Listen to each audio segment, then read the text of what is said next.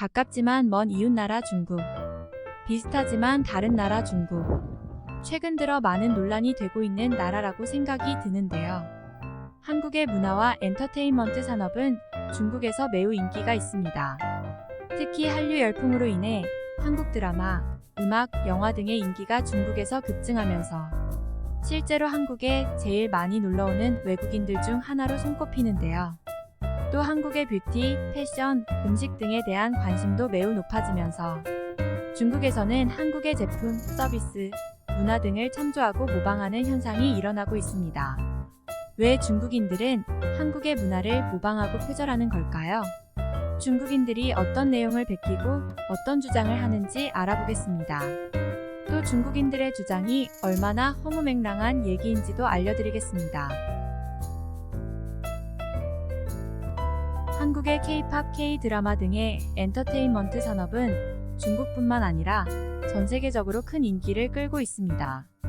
K-팝의 아이돌 그룹들은 중국에서도 매우 인기가 있으며 중국의 팬들은 그들의 음악과 춤, 패션 등을 매우 사랑합니다. 그래서 중국인들은 한국에서 아이돌의 콘서트나 드라마 촬영장을 방문하여 좋아하는 스타와의 만남을 누리기도 합니다.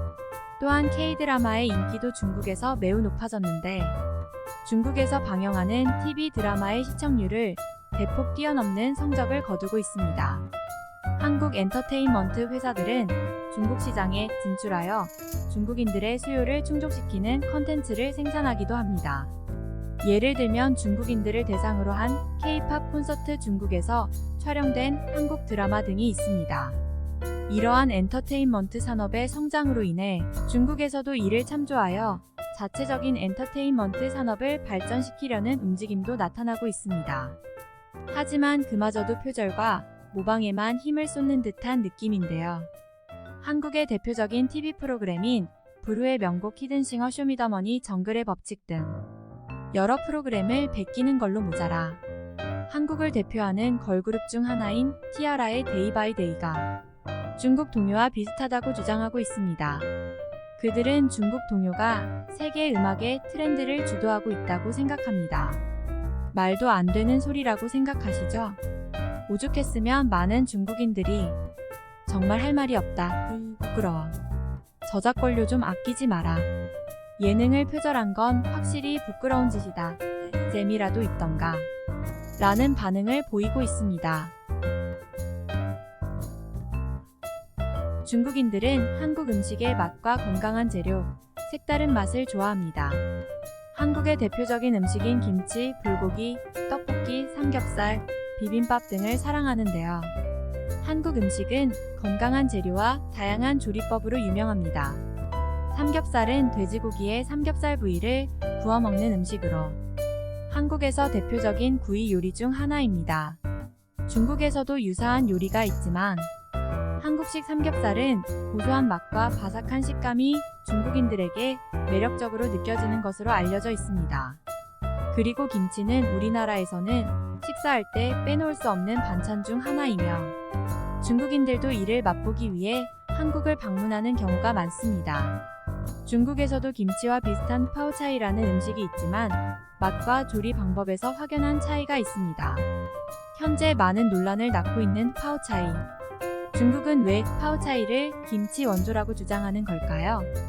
파오차이는 발효 채소 요리로 김치와 비슷한 점이 있어 중국이 원조라는 주장이 나오기도 합니다. 그러나 김치와 파오차이는 역사적, 조리 방법, 맛 등 여러 측면에서 차이가 있습니다. 김치와 비슷한 방식으로 만들어지지만 사용되는 양념 재료와 맛, 조리 방법, 향이 김치와는 다릅니다. 또한 김치와 달리 파오차이는 보통 더 맑은 물에서 발효됩니다. 따라서 이런 주장은 과장되고 억지인 주장입니다.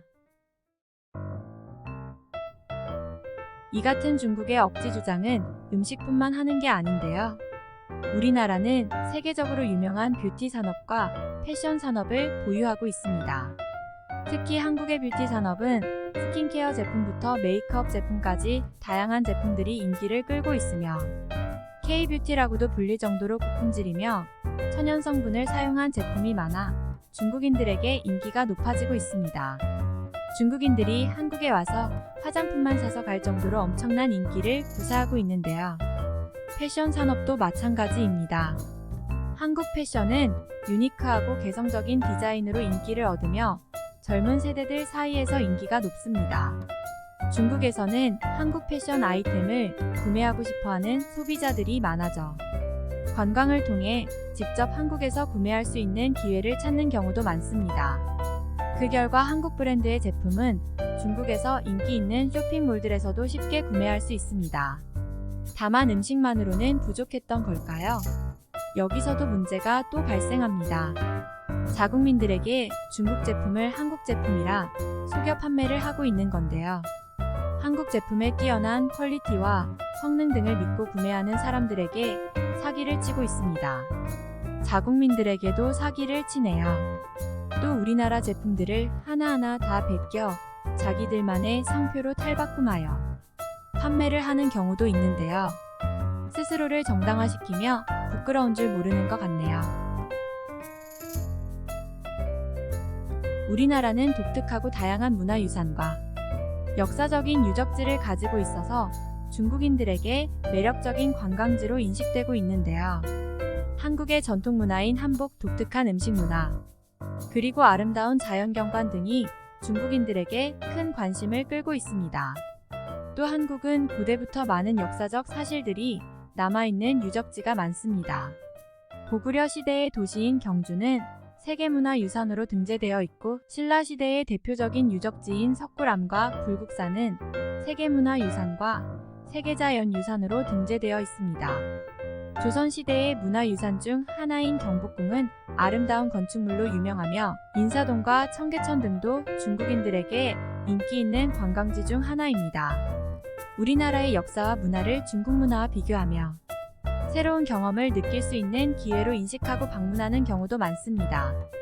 이처럼 서로의 다름을 인정하고 받아들이면 서로 존중할 수 있는 마음을 가지게 됩니다. 모방이 모두 나쁘다고 생각할 수는 없습니다. 서로 다른 문화 간의 교류와 창조적인 아이디어의 공유는 새로운 문화적 창조물을 만들어낼 수 있는 기회를 제공합니다. 하지만 모든 중국인들이 그렇게 생각하는 건 아니지만 자국의 문화로는 경쟁력이 없다고 생각하는 걸까요? 아니면 한국의 모든 문화들이 진짜로 중국 문화를 모방했다고 착각하는 걸까요? 아직도 중국인들만이 최고라고 생각하고 있을까요? 스스로 떳떳해질 수 있는 중국이 되었으면 하는 바람입니다. 재밌게 보셨다면 구독과 좋아요를 눌러주시면 감사하겠습니다.